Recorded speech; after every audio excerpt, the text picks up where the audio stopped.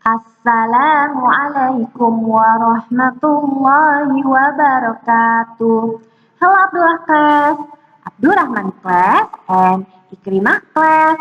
How are you today? I hope you in a good condition. Setelah PTS ini, kita kembali lagi belajar PAI. Semoga kita masih tetap semangat. Jaga kesehatan kalian ya. Dan kita mulai pembelajaran kita hari ini dengan membaca basmalah. Bismillahirrahmanirrahim. Semoga Allah berikan kemudahan untuk kita belajar hari ini. Tolong siapkan buku dan alat tulisnya ya. Alhamdulillah, pertemuan kita pada minggu ini kita sudah masuk di pelajaran 4, yaitu tentang memahami zakat. Namun, sebelum kita memasuki pelajaran, kita harus tahu dulu apa saja tujuan dari pembelajaran 4 ini. Yang pertama yaitu, setelah mempelajari pelajaran 4 ini, kita mampu memahami pengertian zakat, mampu memahami macam-macam zakat, memahami pengertian zakat fitrah, memahami orang yang berhak menerima zakat, dan apa saja hikmah dari zakat. Kita sebagai orang muslim sangat menyukai kesucian.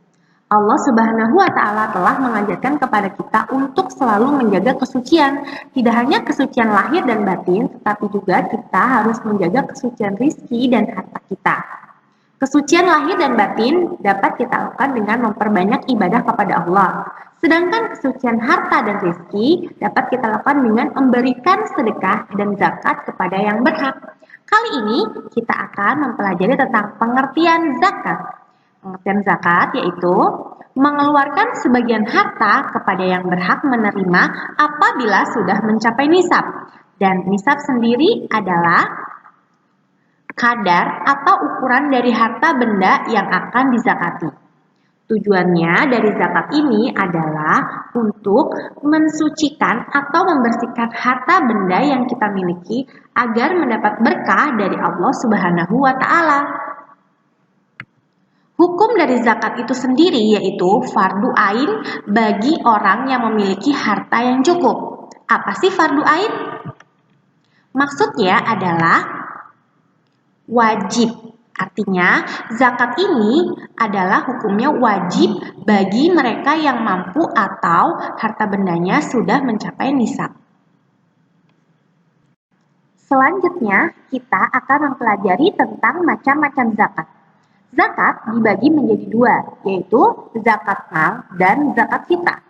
Yang pertama kita pelajari yaitu tentang zakat mal.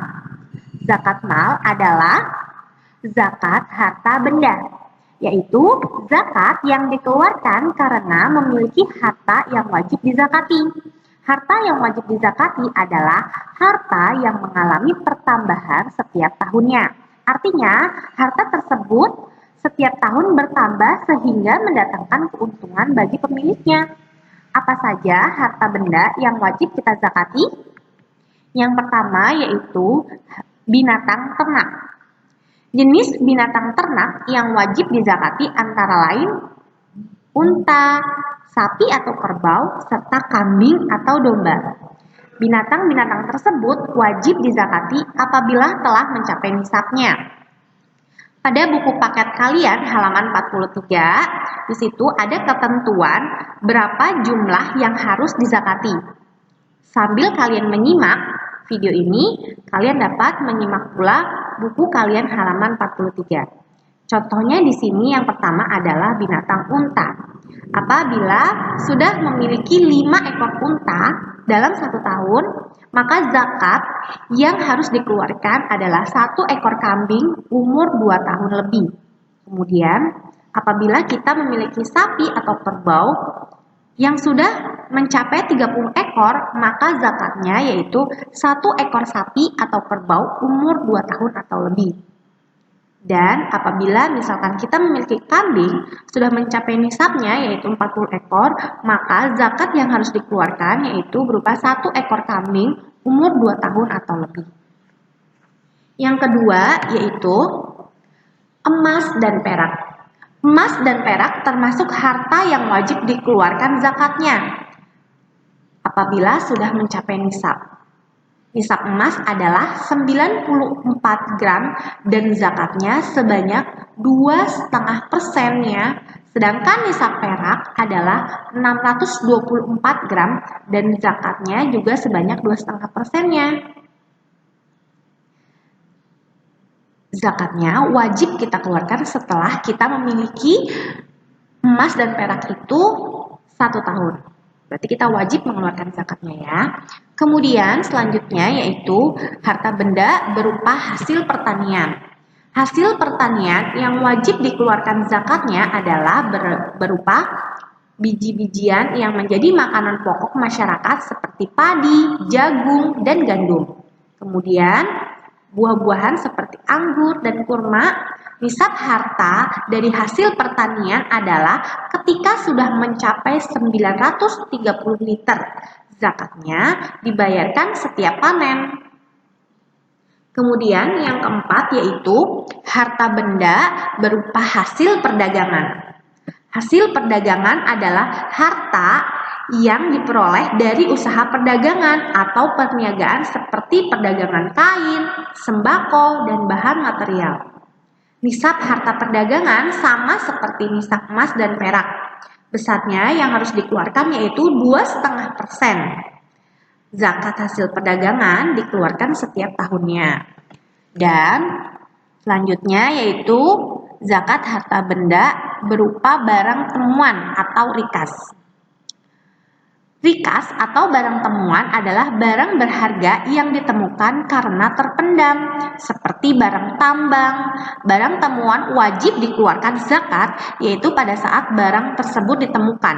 Besarnya adalah 20%. Nah, kalian dapat perhatikan kembali, kalian dapat membaca kembali buku kalian, dan semoga bisa dipahami. Setelah kita mempelajari tentang zakat mal, sekarang kita pelajari zakat fitrah.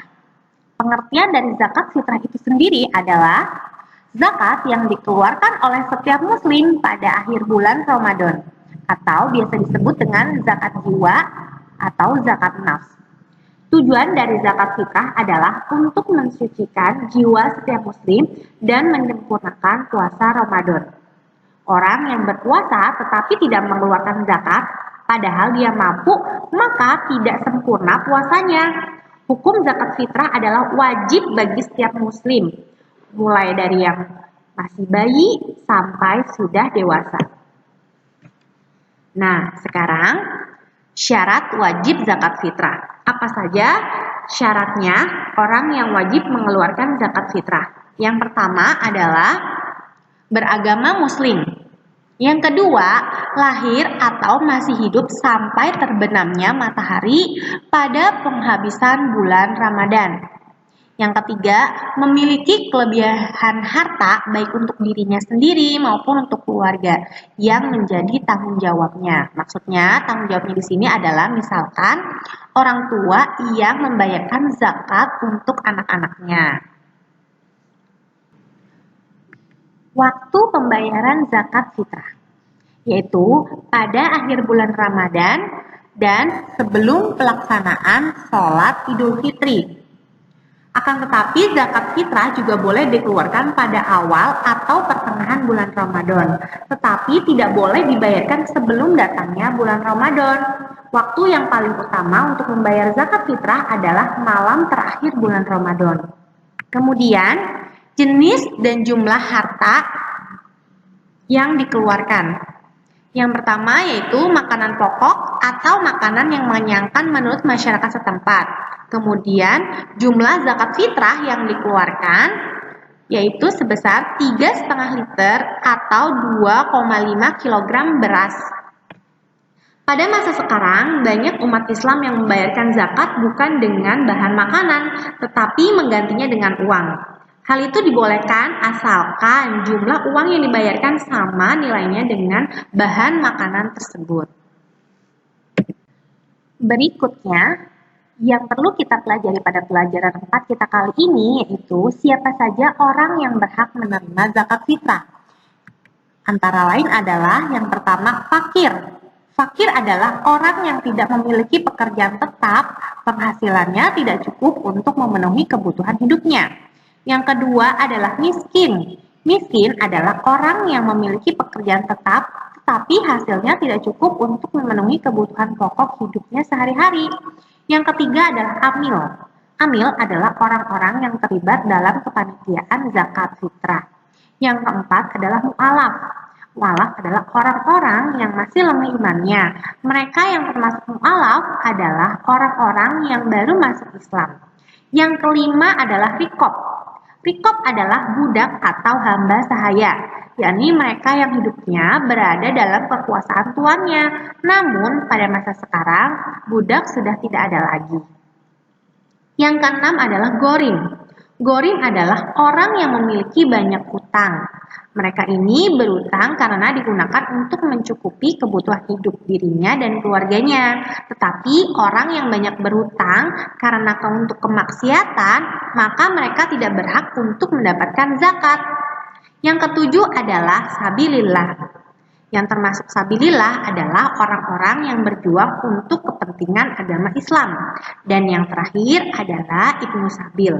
Maksudnya adalah para musafir yang sedang melakukan perjalanan untuk kebaikan, seperti menuntut ilmu dan berdakwah. Jika mereka kehabisan bekal dalam perjalanan, mereka berhak mendapatkan zakat. Itulah orang-orang yang berhak menerima zakat. Selanjutnya, materi terakhir pada pelajaran 4 kita kali ini yaitu tentang hikmah dari zakat. Yang pertama adalah dapat menolong kaum duafa. Maksudnya, kaum duafa dapat memanfaatkan uang dari zakat untuk membuka usaha. Dengan usaha tersebut, mereka akan mendapatkan penghasilan dan dapat mencukupi kebutuhan hidupnya. Kemudian, dapat membersihkan diri dari sifat kikir. Zakat dapat menghilangkan sifat kikir di dalam hati manusia. Allah telah menjanjikan bahwa harta yang dizakatkan tidak akan berkurang, tetapi akan bertambah. Selanjutnya, dapat menghindari timbulnya kejahatan di masyarakat. Melalui zakat, orang kaya mau membantu orang miskin. Hal itu menghilangkan niat untuk mencuri karena tetangganya telah mencukupi sebagian kebutuhannya. Yang keempat yaitu mampu ungkapkan syukur kepada Allah. Harta yang dimiliki manusia merupakan salah satu kenikmatan sekaligus amanah dari Allah Subhanahu wa taala. Semua kenikmatan harus disyukuri. Berzakat adalah salah satu cara untuk mensyukuri nikmat dari Allah Subhanahu wa taala. Yang terakhir yaitu dapat membangun hubungan kasih sayang antar sesama manusia. Dengan menerima zakat, orang miskin merasa disayangi oleh orang kaya, sehingga mereka pun akan menghormatinya. Oleh karena itu, zakat dapat mempererat hubungan antar sesama, terutama antara yang kaya dan yang miskin. Demikianlah pelajaran 4 kita kali ini. Semoga dapat dipahami dengan baik. Jika ada yang ingin ditanyakan, kalian dapat hubungi Memrika. Terima kasih. Setelah kalian menyimak video ini, tugas yang harus dikerjakan kalian pada minggu ini yaitu latihan soal halaman 50 dan 51 bagian A dan bagian B. Tolong dikerjakan sebaik mungkin. Selamat mengerjakan. Terima kasih. Wassalamualaikum warahmatullahi wabarakatuh.